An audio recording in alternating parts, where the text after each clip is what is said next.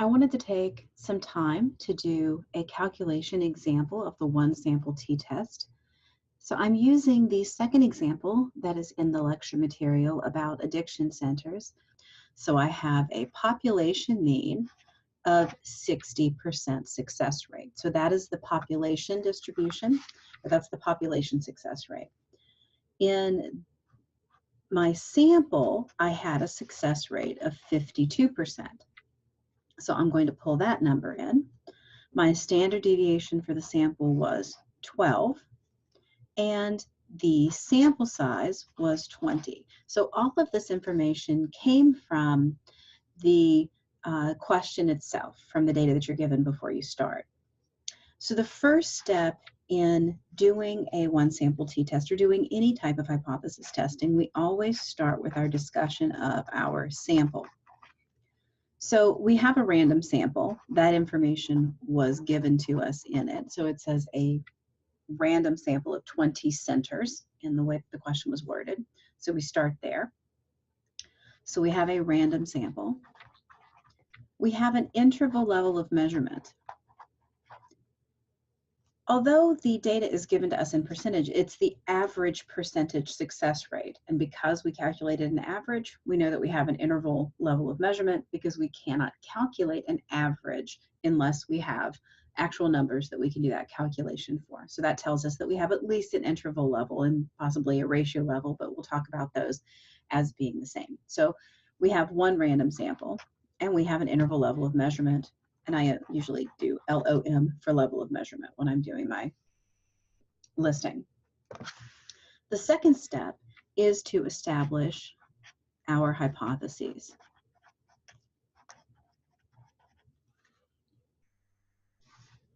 Our null hypothesis is going to be that the sample mean is equal to the population mean. So our sample mean is equal to our population mean mu. We don't mean that they're exactly equal. We mean that they're not different enough to be statistically significant or important in that sense. Our research or alternate hypothesis, how do we make a decision about whether we want to use a directional or a non-directional and what direction we want to go in? Well, here, the number 52, which is our sample mean, is smaller than the number 60, which is our population mean. So I'm going to say the mean is less than the mu.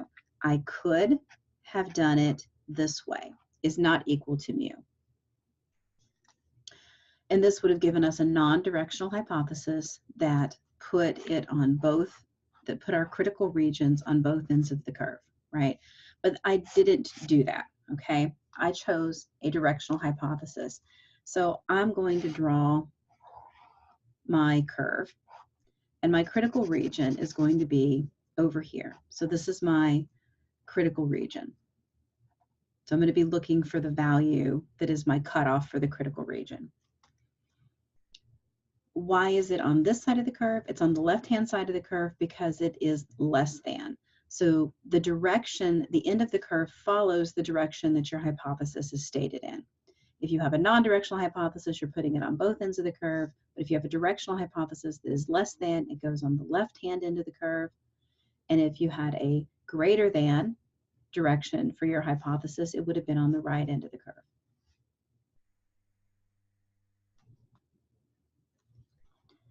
The next stage, or the next step in this process, is to establish our significance level. As the researcher, we get to choose. We get to choose whether we want to use a 0.05 or a 0.01. So let's say that we're going to use 0.05. This is probably the most common one used.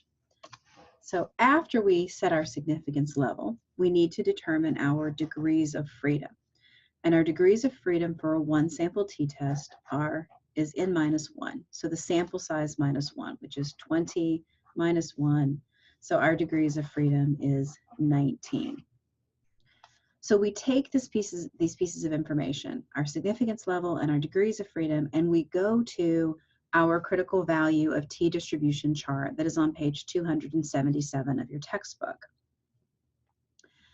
And if we go to 0.05, our one-tailed test 0.05 and we go down to 19 degrees of freedom, we have a critical value of 1.729. That's on the chart. This is going to be a negative. It is a negative because our hypothesis was less than, and so our critical value is going to be on the left-hand side of the curve, which tells us that it's going to be a negative value. So this is our critical value. So what our critical value tells us is that after we do our calculation of t, if our t value that we find through the calculation is within that critical region, so if it is equal to or greater than 1.729, so if it is over here, then our decision would be to reject. So this is our reject region. The entire rest of the curve is our fail to reject region of the curve.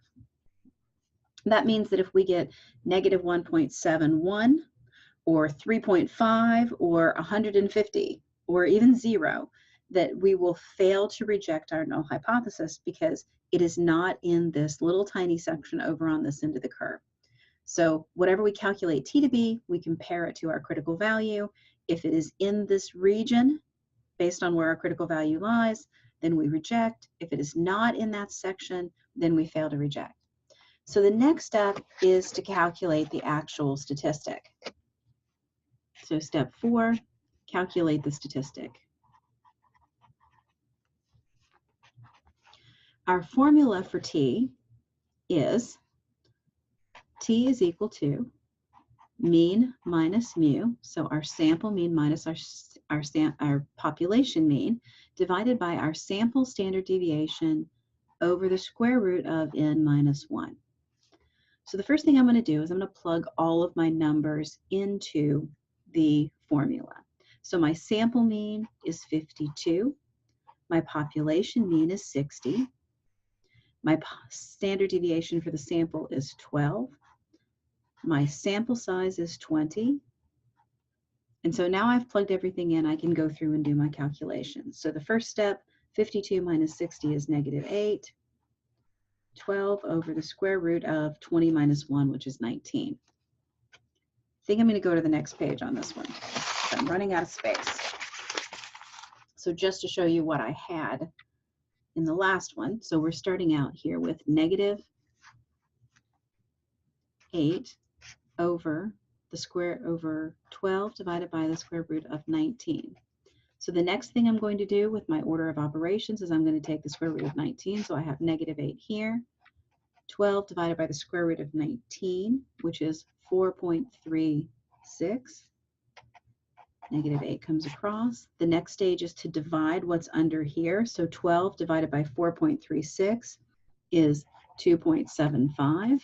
And then negative 8 divided by 2.75 is negative 2.91. Oh, I'm over where you can't see it, excuse me. So negative 2.91. So I am going to draw my curve again with my critical value. So I have negative 1.729, if you remember that was my critical value. This is my shaded reject region.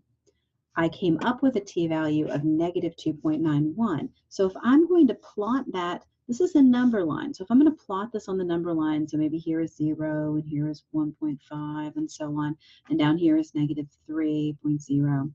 So I really have a number line here that represents the bottom of my distribution of how it is plotted.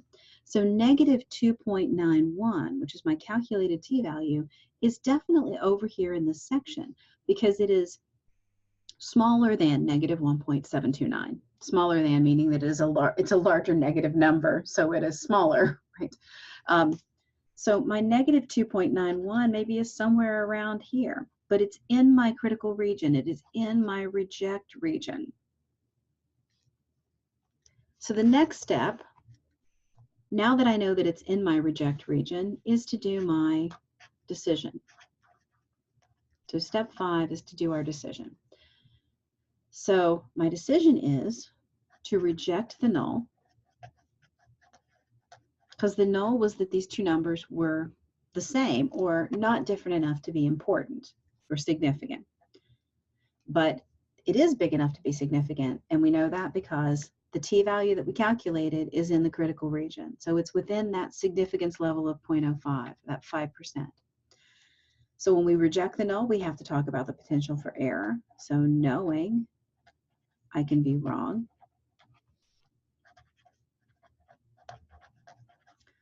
5% of the time.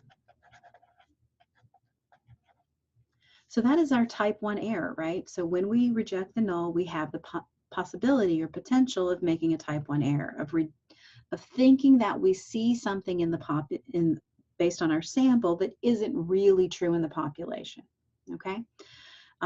Or of seeing a difference between our sample and the population that isn't actually there, that it's a result of how we drew it or just the sample that we ended up with, which could be an odd sample. So then we say, after we've talked about our potential for error, we conclude. So in concluding that, there is a statistically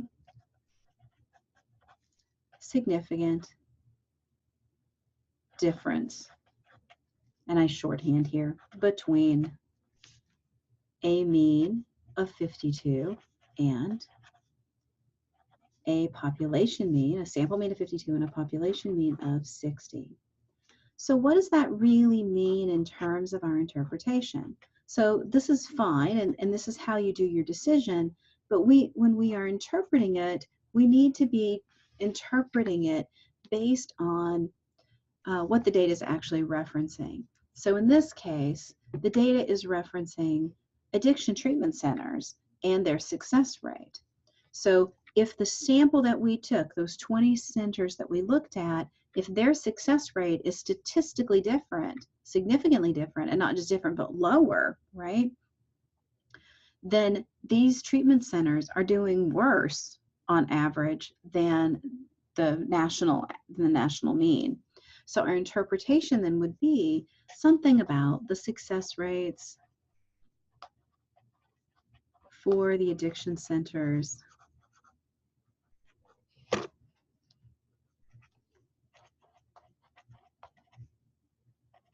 is worse than, I'll say for these addiction centers, excuse me, is worse than the national average.